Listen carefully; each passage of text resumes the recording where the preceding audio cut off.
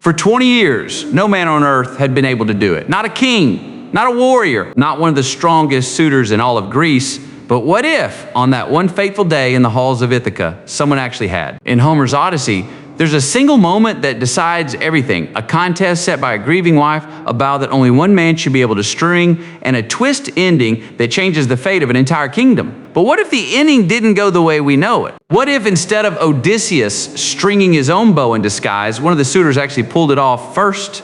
Let's find out what that world would look like. To understand how big this what if really is, you have to understand what this bow actually meant. For years, over 100 suitors had taken over Odysseus' palace, eating his food, courting his wife, and assuming he was dead. Penelope, exhausted and out of options, finally agrees to remarry, but only under one condition. She doesn't ask them to prove their wealth, their charm, or their bloodline.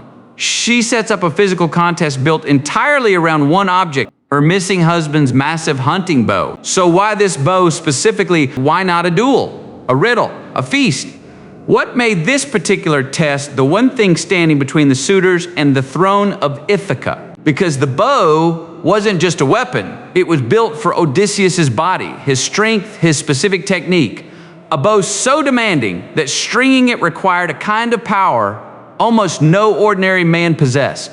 Penelope wasn't setting up a fair competition. She was setting up a filter. Only one man on earth could pass. One by one, the strongest, wealthiest, most arrogant men in the story step up to try. And one by one, they fail badly. Some can't even bend the wood far enough to loop the string. Others strain until they're red-faced and humiliated in front of the entire hall. Antinous, one of the most powerful suitors, orders the bow to be warmed by fire first, hoping heat will loosen the wood enough to make it possible. Nothing works. Every single suitor fails in front of everyone, a public repeated humiliation that becomes almost unbearable to watch. So if the strongest men in Greece can't do it, what would it actually take for one of them to succeed? It would take something the story insists doesn't exist among them, either supernatural strength, direct favor from the gods, or a physical secret about the bow that nobody else knew. Which means if a suitor did succeed, something bigger than the contest itself would have to be happening behind the scenes. So let's change the outcome. Let's say one of the suitors, Antinous, the most aggressive and confident of them all, actually manages to string the bow. The hall goes silent, then explodes. This is the moment the suitors have been waiting years for, proof that Odysseus is truly gone, and that one of them is about to become king of Ithaca and husband to Penelope. But here's the detail almost nobody thinks about. Odysseus is standing right there, disguised as a beggar, watching the one outcome his entire secret plan was built to prevent. So what happens to a king who spent 20 years fighting to get home, only to watch someone else win everything in the final minutes? In this version of the story, Odysseus doesn't get his moment of vengeance. His disguise, his patience, his decade-long journey home, all of it collapses in a single instant the second that string clicks into place in someone else's hands. This is where the story gets genuinely dark, because in the version we know Odysseus uses the bow to slaughter every suitor in the hall. Take that away, and everything changes. With Antinous holding the one weapon capable of asserting control over the room and dozens of armed suitors around him, a disguised beggar in the corner isn't a threat. He's an old man in rags. Odysseus' entire endgame depended on being the only one who could use that bow. The moment someone else can, his advantage, the thing that made his surprise attack possible, disappears completely. So, does he reveal himself anyway? Does he try to fight without his one guaranteed advantage? Or does the king of Ithaca have to do something he never expected? Walk away? Realistically, Odysseus' only path forward becomes far more dangerous and far less certain. Without the bow, he'd have to rely on Telemachus, a handful of loyal servants, and whatever weapons he could grab in a hall full of suitors who now believe they've already won. The odds, already closed in the original story, tip dramatically against him.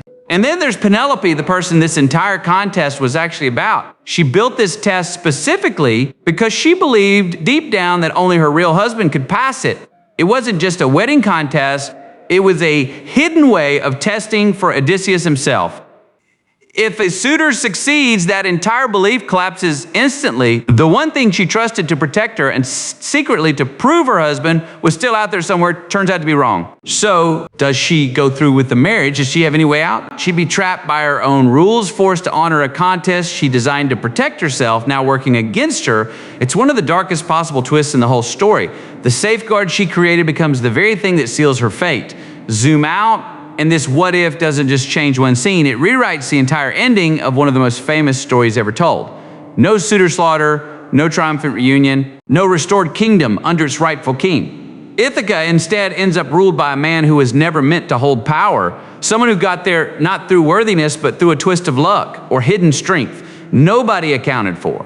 And there's an even bigger question lurking underneath all of this. Throughout the Odyssey, the gods are constantly involved, tipping the story in Odysseus' favor. If a suitor strings that bow, does that mean the gods failed to intervene? Did something even stranger happen? Divine will itself changing course. So which is it? Bad luck, a flaw in Penelope's plan, or the gods choosing a different path entirely? However you explain it, this single change turns one of literature's greatest homecoming stories into a tragedy instead. A king who survived a war, a decade of monsters, and a treacherous journey home only to lose everything in the very last room. That's what really could have happened if a single string pulled by the wrong hands had clicked into place first. One physical test, the one thing standing between order and chaos in Ithaca, and one alternate outcome that would have unraveled everything Odysseus fought 20 years to reclaim. Which part of this alternate timeline surprised you the most? Let me know in the comments, and subscribe for more deep dives into mythology's biggest turning points.